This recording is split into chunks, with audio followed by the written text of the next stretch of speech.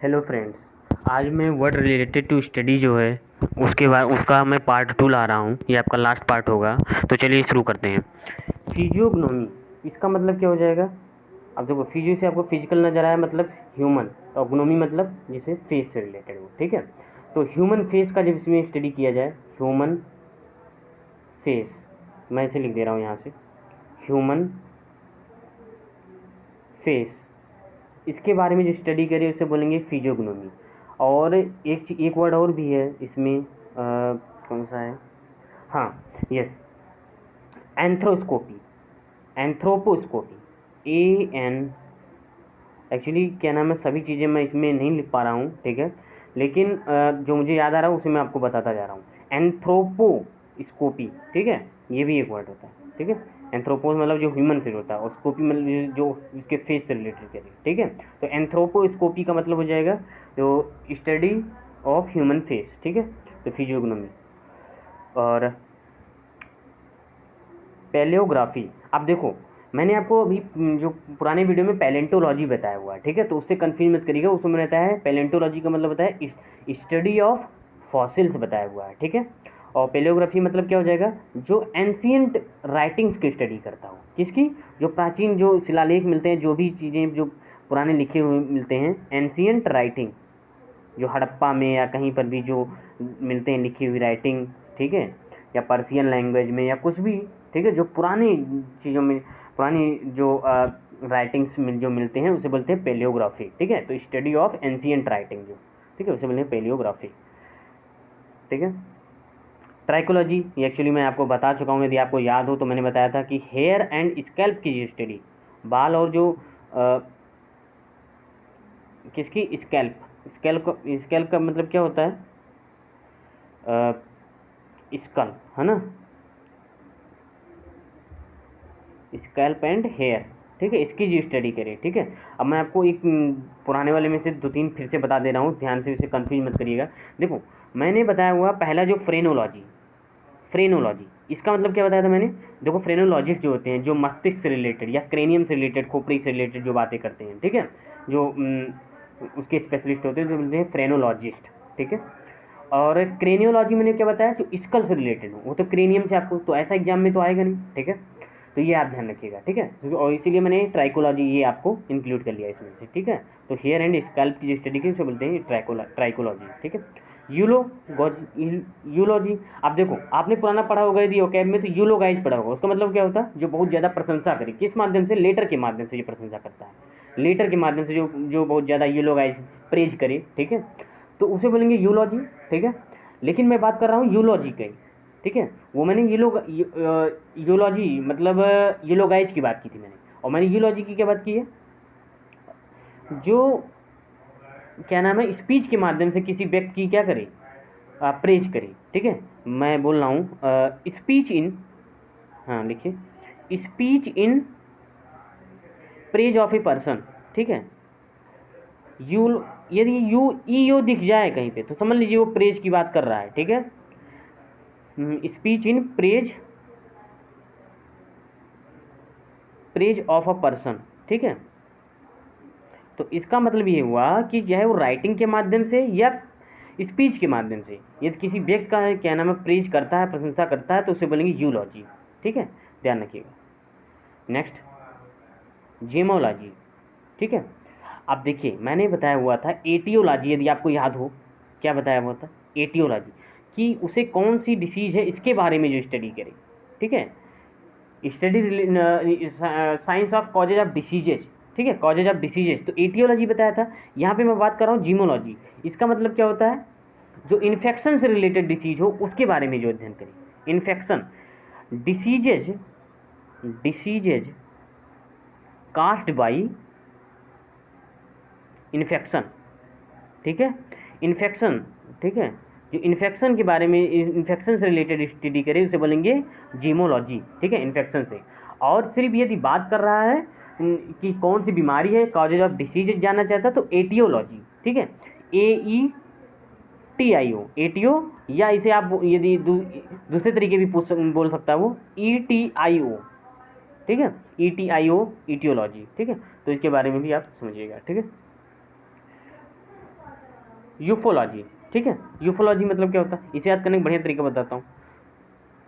Ufology का मतलब होता है ऐसी चीज़ें, ठीक है, जो उड़ती हुई ऐसी चीज़ें रहें जो आइडेंटिफाई ना हो सके, ठीक है, अनआइडेंटिफाइड हो, जो उड़ती हुई चीज़ें हो अनआइडेंटिफाई हो, उसे मिलेंगी यूफोलॉजी, ठीक है। जैसे देखिए रॉकेट वगैरह अब ऐसे आ रहे हैं जो उड़ते हैं लेकिन पता ही नहीं लगता, है ना। तो ड्रोन आ रहे हैं जो क्या नाम है जाते हुए भी किसी को भी उसकी आवाज़ तक नहीं आती है, ठीक है, अनआइडेंटिफाइड भी है, ठीक है। आप उसे क्या नाम रडार पर भी वो नहीं आते हैं, ठीक है, तो आप ऐसे भी समझ सकते हैं। तो मैं बता रहा हूँ कैसे आपको याद करना है। Unidentified, unidentified, identified, unidentified flying objects, flying objects. अब देखिए इसे याद करने का तरीका देखिए। यू मतलब अनआइडेंटिफाइड, एफ मतलब क्या हो जाएगा फ्लाइंग, और ओ मतलब ऑब्जेक्ट। फिर से लिख दे रहा हूँ, यहाँ से देखिए। यू मतलब हो जाएगा अनआइडेंटिफाइड, अनआइडेंटिफाइड, ठीक है। एफ मतलब फ्लाइंग, ओ मतलब ऑब्जेक्ट, ठीक है। तो इसकी जो स्टडी करें उसे बोलेंगे यूफोलॉजी, ठीक है। कितना अब ये सही है, आप ये आपको जल्दी याद हो जाएगा, ठीक है। अनआइडेंटिफाइड फ्लाइंग ऑब्जेक्ट्स, ठीक है। मॉर्फोलॉजी, ठीक है, कैसे वर्ड्स बनते हैं इसके बारे में स्टडी जब किया जाता है, ठीक है। मॉर्फो कहते नहीं है, मॉर्फोलॉजी। तो forms of things of words, study कैसे बन मतलब वर्ड्स कैसे बनते हैं, तो आप लिख दीजिए फॉर्म्स ऑफ, ये आपको पता भी होगा, ठीक है। फॉर्म्स ऑफ थिंग्स पूछा गया था इसलिए मैंने इंक्लूड कर लिया। Forms of things of words, of words, words कैसे बनते हैं, forms of things of words is known as morphology, ठीक है। ऊलॉजी, ये इंपॉर्टेंट हो सकता है, ऊलॉजी, ठीक है। स्टडी ऑफ एक्स, ये किस मतलब बर्ड्स की ये क्या नाम है एक्स है, ठीक है।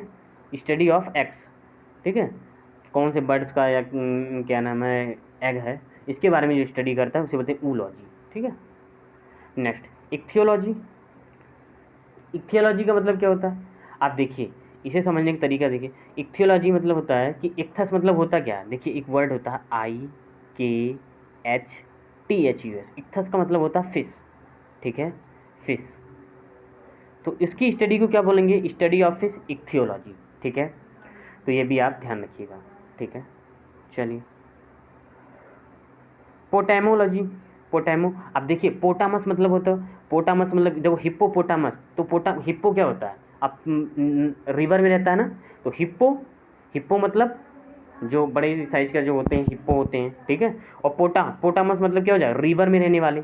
तो अब वहीं से को रिलेट कर लीजिए, पोटामस मतलब क्या हो जाएगा, रिवर, ठीक है। देखिए कितना सही तरीका, याद हो जाएगा आपको, जल्दी याद हो जाएगा, ठीक है। तो पोटामस मतलब होता है रिवर, तो पोटेमोलॉजी का मतलब क्या हो जाएगा, जो स्टडी ऑफ रिवर्स, ठीक है, तो इसे बोलेंगे पोटेमोलॉजी, ठीक है। हाँ एक मैं जीके की चीज़ें बता देता हूँ। देखिए फादर ऑफ इक्थियोलॉजी किसे बोला जाता है, father of ichthyology, father of ichthyology मुझे याद आ रहा है, इक्थियोलॉजी ये कौन है फादर ऑफ इक्थियोलॉजी, ये है पीटर, नाम ध्यान से सुन लीजिए, पीटर आर्टेडी, ARTEDI, आर्टेडी, ठीक है। तो ये भी आप ध्यान रखिएगा। चलिए पोटेमोलॉजी मैंने बता दिया, ठीक है। पोटामस से आप याद कीजिए, पोटामस मतलब होता है रिवर, तो ये आपका क्लियर हो जाएगा यहाँ से, ठीक है। चलिए हेलमेंथोलॉजी, ठीक है, हेलमेंथोलॉजी, तो इसका क्या मतलब होता है, आप देखिए यदि बायोलॉजी में आपने सुना होगा हेलमेंथिस, हेलमेंथिस, हेलमेंथिस, मेंथिस, THS, मेंथिस, इसका मतलब होता है हेलमेंथिस का मतलब होता है वॉर्म्स, जो वॉर्म्स होते हैं, ठीक है, कौन से होते हैं वॉर्म्स, ठीक है, जो खेत में होते हैं, ठीक है, जो क्या नाम है पानी, जो खाद के तरीके काम करते हैं और खाद को उर्वरक बनाते हैं, काफ़ी अच्छा क्या नाम है खाद हो जाता है, तो उससे अच्छे मतलब अनाज उगते हैं या जो भी है ना। तो हेलमेंथोलॉजी का मतलब क्या हो जाएगा, स्टडी ऑफ वॉर्म्स, मैं फिर से लिख दे रहा हूँ, स्टडी ऑफ वॉर्म्स, WORMS, ठीक है, वॉर्म्स, ये याद देंगे हेलमेंथोलॉजी। कॉर्पोलॉजी, आप देखिए कॉर्पोलॉजी मतलब क्या होता है, कॉर्पोलॉजी मतलब होता है जो क्या नाम है किस उस चीज़ की, कैसे फ्रूट्स की स्टडी करते हैं हम लोग, उसके फ्रूट्स की भी स्टडी, उससे रिलेटेड उसके सीड्स की भी, ठीक है, सीड्स मेनली सीड्स, सीड्स जरूर याद रखिएगा आप लोग, ठीक है। तो कॉर्पस मतलब होता है फ्रूट ही होता है, तो उससे रिलेटेड जो study of fruits and seeds उसे बोलोगे कॉर्पोलॉजी, ठीक है। क्रिप्टोग्राफी, आप देखिए क्रिप्टो आपने सुना होगा, जो क्रिप्टोग्राफी, जो क्रिप्टो मतलब क्या होता है, जो तिजोरी वगैरह होती है, जो वॉल्ट होता है, वॉल्ट, VAULT, वॉल्ट, तो उसे कैसे क्रैक किया जाए, ठीक है, इसके बारे में स्टडी जो लोग करते हैं, या इसे उसके बारे में स्टडी करते हैं कि क्या चीज़ें हैं, ठीक है। क्रिप्ट मतलब जो हिडन चीज़ें होती हैं, क्रिप्ट मतलब क्या होता है, जो छिपी हुई चीज़ें होती हैं, हिडन, जो कैसे कोड को हम क्रैक करें, ठीक है, हिडन, हिडन कोड, ठीक है, या हिडन जो कोड रहते हैं उसे हम कैसे क्रैक करें, ठीक है। या क्रिप्टोग्राफी का मतलब होता है जो छिपी हुई चीज़ें होती हैं उसे हम क्रैक करने के लिए क्रिप्टोग्राफी की स्टडी हम लोग करते हैं। क्रेनियोलॉजी मैंने आपको बता ही दिया है, क्या, जो स्टडी ऑफ क्या, क्रेनियल मतलब क्रेनियम, ठीक है, जो स्कल की स्टडी करे, ठीक है, तो स्कल की जो स्टडी करे या क्रेनियम की करे, ठीक है, ठीक, खोपड़ी की जो स्टडी करते हैं उसे बोलते हैं क्रेनियोलॉजी, ठीक है। मिरमेकोलॉजी का मतलब क्या होता है, मिरमेको मतलब क्या होता है, जो एंट्स, जो चींटियाँ होती हैं उनके बारे में जो स्टडी करते हैं उसे बोलते हैं मिरमेकोलॉजी, एंट्स, ठीक है, आ सकता है, ठीक है, एंट्स, ठीक है। स्केटोलॉजी, स्केटोलॉजी इसका मतलब क्या होता है, स्केटोलॉजी का मतलब क्या होता है, देखिए इसका इस पहली बात ये जानिए, स्केटोस, स्केटोस का मतलब होता है, स्केटोस का मतलब होता है लास्ट, लास्ट, ठीक है, जो हमारा सिद्धांत होता है, ठीक है, जिस चीज़ के बारे में हमारा लास्ट सिद्धांत होता है, मतलब आप ये समझ लीजिए कि आपका पूरा मतलब एक सिद्धांत होता हो कि मैं अब इसी सिद्धांत पे काम करूँगा, ठीक है, उसी टेनेंट पे काम करूँगा, सिद्धांत को आप बोलते थे जैसे प्रिंसिपल, उसी प्रिंसिपल पर मैं काम करूँगा, ठीक है, या टीनेट पे काम करूँगा, टीनेट का मतलब भी ये पूछा गया वर्ड है, टीनेट मीन्स क्या होता है, ठीक है, तो टीनेट, तो doctrine of the last things, आप इसे क्या बोलेंगे, डॉक्ट्रिन, डॉक्ट्रिन का मतलब भी सिद्धांत ही होता है, डॉक्ट्रिन ऑफ लास्ट थिंग्स, ठीक है, तो इसके बारे में जो स्टडी करते हैं उसको बोलते हैं स्केटोलॉजी, ठीक है, स्केटोलॉजी, ठीक है। और ओलॉजी मैंने बता दिया, हाँ एक वर्ड फिर याद आया मुझे, ओलॉजी नहीं, ओलॉजी तो मैंने एक्स बताया, ओंटोलॉजी पूछ ले तब, ओंटोलॉजी, ओंटोलॉजी का मतलब होता है कि जो ऐसी मतलब जो नेचर के बारे में स्टडी करे, ठीक है, metaphysics dealing with the nature of being, ठीक है, जो क्या नाम है नेचर के बारे में जो स्टडी करता है उसे बोलते हैं ओंटोलॉजी, ठीक है। डीलिंग विद मैं लिख दे रहा हूँ, ओंटोलॉजी के बारे में मैं लिख दे रहा हूँ, ontology dealing with nature of being, nature of being, ठीक है, तो इसके बारे में जो स्टडी करते हैं उसे बोलते हैं क्या, ओंटोलॉजी, ठीक है। तो यही हमारा जो लास्ट वर्ड था यही था, ठीक है। स्केटोलॉजी मैंने बता ही दिया, जो doctrine of the last things इसके बारे में, मिरमेको मैंने बता दिया, जो एंट्स के बारे में स्टडी करें, ठीक है, इतना आप कर लीजिए तो आप थोड़ा सा कॉन्फिडेंस फील करेंगे स्टडी रिलेटेड टू लॉजी के टर्म में, ठीक है। Thank you.